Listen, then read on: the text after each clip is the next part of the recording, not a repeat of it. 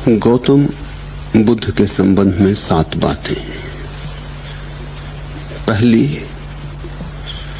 गौतम बुद्ध दार्शनिक नहीं, दृष्टा है। दार्शनिक वह जो सोचे, दृष्टा वह जो देखे। सोचने से दृष्टि नहीं मिलती। सोचना अज्ञात का हो भी नहीं सकता। जो ज्ञात नहीं है उसे हम सोचेंगे भी कैसे? सोचना तो ज्ञात के भीतर ही परिभ्रमण है। सोचना तो ज्ञात की ही धूल में लौटना है। सत्य अज्ञात है, ऐसे ही अज्ञात है जैसे अंधे को प्रकाश अज्ञात है। अंधा लाख सोचे, लाख सिर मारे, तो भी प्रकाश के संबंध में सोचकर क्या जान पाएगा? आंख की चिकित्सा होनी चाहिए, आंख खुलनी चाहिए। अंधा जब तक दृष्टा न बने तब तक सार हाथ नहीं लगेगा। तो पहली बात बुद्ध के संबंध में स्मरण रखना, उनका जोर दृष्टा बनने पर है। वे स्वयं दृष्टा हैं और वे नहीं चाहते कि लोग दर्शन के ऊहापोह में उलझे। दार्शनिक ऊहापोह के कारण ही करोड़ों लोग दृष्टि को उपलब्ध नहीं हो पाते। प्रकाश की मुफ्त धारणाएं मिल जाएं तो आंख का महंगा इलाज कौन करे? सस्ते में सिद्धांत मिल जाएं तो सत्य को कौन खोजे? मुफ्त, उधार सब उपलब्ध हो तो आंख की चिकित्सा की पीड़ा से कौन गुजरे? और चिकित्सा कठिन है और चिकित्सा में पीड़ा भी है। बुद्ध ने बार बार कहा है कि मैं चिकित्सक हूं। उनके सूत्रों को समझने में इसे याद रखना है। बुद्ध किसी सिद्धांत का प्रतिपादन नहीं कर रहे हैं, वे किसी दर्शन का सूत्रपात नहीं कर रहे हैं। वे केवल उन लोगों को बुला रहे हैं जो अंधे हैं और जिनके भीतर प्रकाश को देखने की प्यास है। और जब लोग बुद्ध के पास गए तो बुद्ध ने उन्हें कुछ शब्द नहीं पकड़ाए। बुद्ध ने उन्हें ध्यान की तरफ इंगित और इशारा किया, क्योंकि ध्यान से खुलती है आंख, ध्यान से खुलती है भीतर की आंख। विचारों को तो परत से परत तुम इकट्ठी कर लो। आंख खुली भी हो तो बंद हो जाएगी। विचारों के बोझ से आदमी की दृष्टि खो जाती। जितने विचार के पक्षपात गहन हो जाते हैं उतना ही देखना असंभव हो जाता है। फिर तुम वही देखने लगते हो जो तुम्हारी दृष्टि होती। फिर तुम वह नहीं देखते जो है। जो है उसे देखना हो तो सब दृष्टियों से मुक्त हो जाना जरूरी। इस विरोधाभास को ख्याल में लेना। दृष्टि पाने के लिए सब दृष्टियों से मुक्त हो जाना जरूरी है। जिसकी कोई भी दृष्टि नहीं, जिसका कोई दर्शन शास्त्र नहीं, वही सत्य को देखने में समर्थ हो पाता है। दूसरी बात, गौतम बुद्ध पारंपरिक नहीं, मौलिक है। गौतम बुद्ध किसी परंपरा, किसी लीक को नहीं पीटते हैं। वे ऐसा नहीं कहते हैं कि अतीत के ऋषियों ने ऐसा कहा था इसलिए मान लो।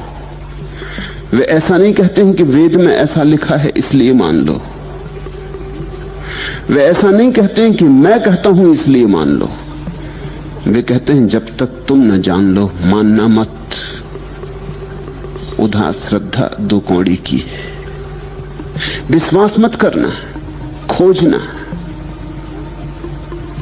अपने जीवन को खोज में लगाना। मानने में जरा भी शक्ति व्यय मत करना, अन्यथा मानने में ही फांसी लग जाएगी। मान मान कर ही लोग भटक गए। तो बुद्ध ना तो परंपरा की दुहाई देते, न वेद की। न वे कहते हैं कि हम जो कहते हैं वो ठीक होना ही चाहिए। वे इतना ही कहते हैं, ऐसा मैंने देखा। इसे मानने की जरूरत नहीं है। इसको अगर परिकल्पना की तरह ही स्वीकार कर लो तो काफी।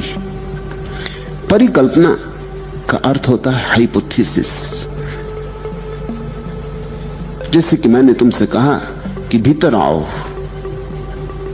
भवन में दिया जल रहा है, तो मैं तुमसे कहता हूं कि मानने की जरूरत नहीं कि भवन में दिया जल रहा है। इसको विश्वास करने की जरूरत नहीं। इस पर किसी तरह की श्रद्धा लाने की जरूरत नहीं। तुम मेरे साथ आओ और दिए को जलता देख लो।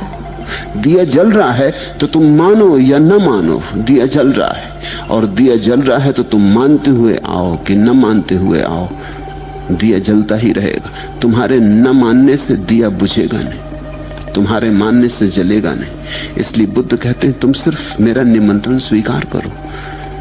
इस भवन में दिया जला है, तुम भीतर आओ। और ये भवन तुम्हारा ही है, ये तुम्हारी ही अंतरात्मा का भवन। तुम भीतर आओ और दिए को जलता देख लो। देख लो फिर मानना। और ख्याल रहे, जब देख ही लिया तो मानने की कोई जरूरत नहीं रह जाती। हम जो देख लेते हैं उसे थोड़ी मानते, हम तो जो नहीं देखते उसी को मानते। तुम पत्थर पहाड़ को तो नहीं मानते, परमात्मा को मानते हो। तुम सूरज चांद तारों को तो नहीं मानते, वे तो हैं। तुम स्वर्ग लोक मोक्ष नरक को मानते हो।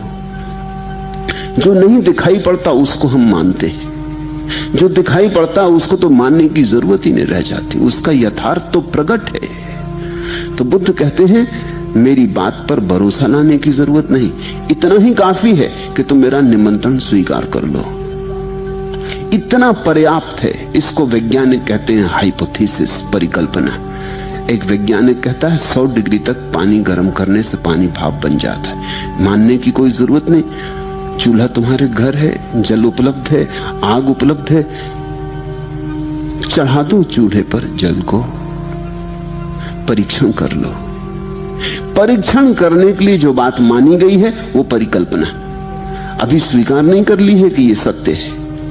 लेकिन एक आदमी कहता है शायद सत्य हो, शायद असत्य हो, प्रयोग करके देख लें। प्रयोग ही सिद्ध करेगा सत्य है या नहीं। तो बुद्ध पारंपरिक नहीं, मौलिक है। विचार की परंपरा होती है, दृष्टि की मौलिकता होती है। विचार अतीत के होते हैं, दृष्टि वर्तमान में होती है। विचार दूसरों के होते हैं, दृष्टि अपनी होती है। तीसरी बात, गौतम बुद्ध शास्त्री नहीं है, पंडित नहीं है, वैज्ञानिक है। बुद्ध ने धर्म को पहली दफे वैज्ञानिक प्रतिष्ठा दी। बुद्ध ने पहली दफे धर्म को विज्ञान के सिंहासन पर विराजमान किया। इसके पहले तक धर्म अंधविश्वास था, बुद्ध ने उसे बड़ी गरिमा दी। बुद्ध ने कहा अंधविश्वास की जरूरत ही नहीं, धर्म तो जीवन का परम सत्य है। एस धम्मो सनातनो, यह धर्म तो शाश्वत और सनातन है।